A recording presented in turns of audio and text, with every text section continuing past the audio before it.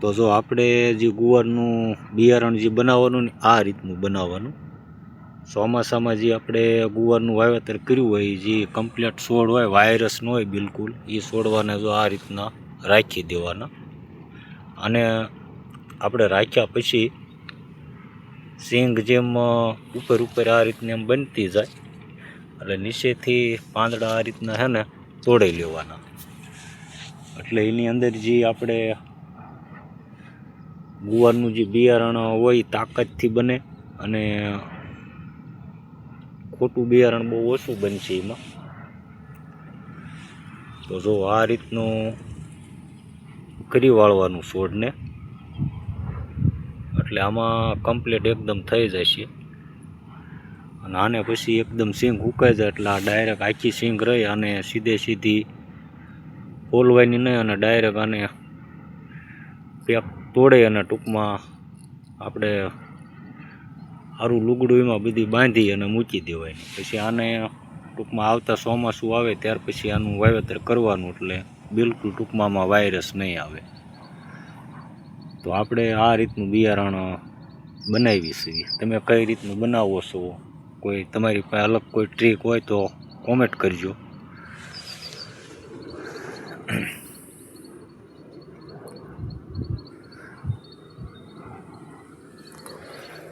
જોકે આપણે એ બધું અત્યારે જે બિયારણ રાખવાનું છે તો જોકે આપણે બધું કમ્પ્લીટ મૂકી જ દીધા છે ત્યારે છોડવા. આ જોવો તમે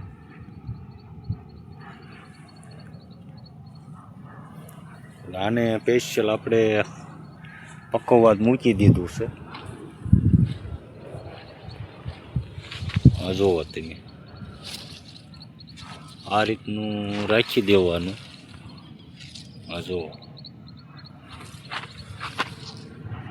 અને આને કમ્પ્લીટ સિંગું થઈ જાય એટલે એક વાર ઉતારવાનું નહીં. ટૂંકમાં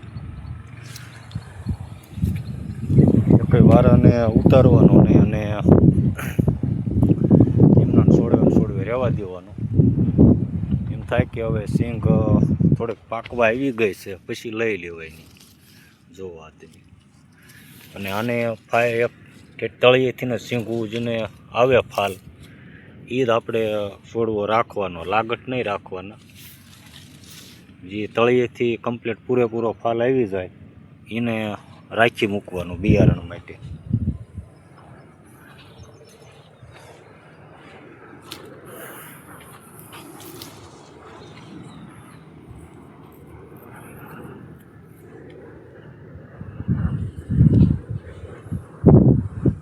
આપણે તુવેર તો જો કે બધી મોટી થઈ ગઈ પણ આ એક છોડવો આપણે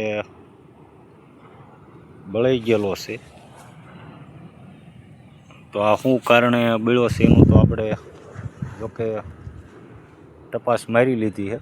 એને તળિયેથી એક બે મૂંડા નીકળ્યા છે અને એના હિસાબે બળી ગઈ છે. અને આ આપણે તુવેર છે જુઓ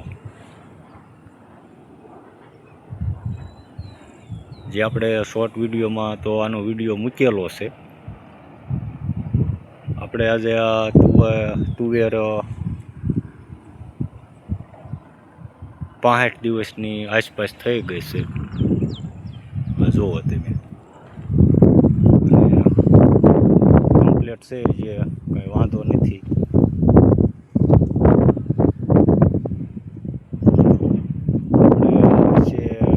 આપણે 20 દિવસ વહેલી વાવેલી છે એટલે આજે 65 દિવસની થઈ ગઈ છે ને હવે કમ્પ્લીટ છોડબોડ થઈ ગયો છે આ બધો.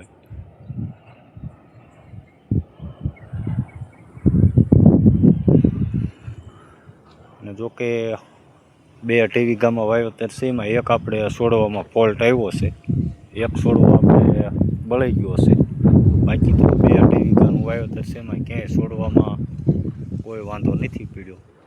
જોવો તમે અને આ બધી આપણે તુવેર છે સાયના જે આપણે વહેલી જાત છે. ટૂંકમાં આ બધા આપણે જે બધી સાયના છે એની હારે નહીં, આ વહેલી જાત છે. આપણે જે તુવેર હારવાર્યા ચાલુ થઈ જાય એની પહેલાં 8 ફેર રહેશે, 8-10.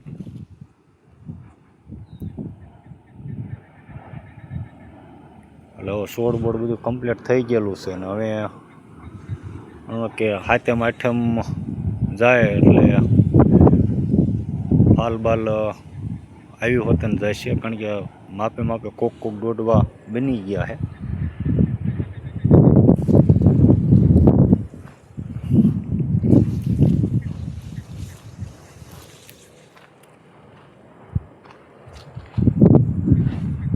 ના પણ આપણે આ બધી સાઈન જ છે. જો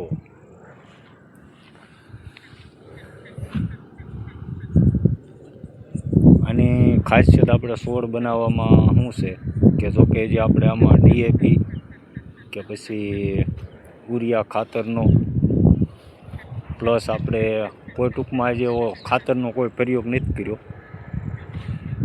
આમાં આપણે પ્યોર દેશી ખાતર ભરેલું છે 5 લારી, એટલે જોવો તમે.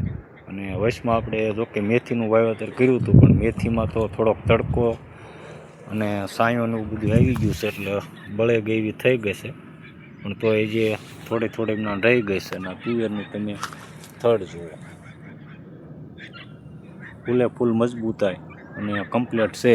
આપણે આમાં ફૂલ દેશી ખાતરનો પ્રયોગ કર્યો છે, એટલે છોડ બોડ કમ્પ્લીટ તાકાતથી છે. તો મિત્રો આપણે વિડીયો જો કે આપણે એવા બહુ ખાસ કોઈ યુટ્યુબર નથી, હજી આપણે બનાવવાનું સ્ટાર્ટ કરેલું છે વિડીયો, ને જુઓ તમે.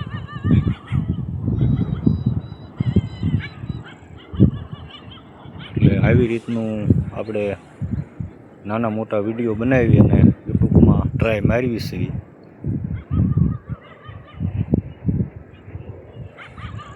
તો ચાલો, જય જવાન અને જય કિસાન અને જય રામાપીર. હવે આપણે અહીંયા વિડીયોને બ્રેક આપી દેવી છે.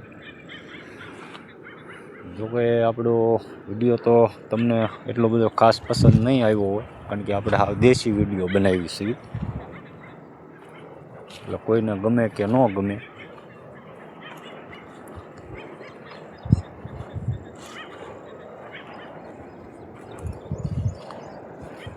તો આવું બધું છે આમાં. અને જોકે જે આપણને એટલું બધું બોલતા નથી આવડતું, એટલે થોડેક વારે લાગે. આસપાસ એટલું બધું બોલતા નથી જે આવડતું. તો જોવી કઈ રીતનું થાય છે.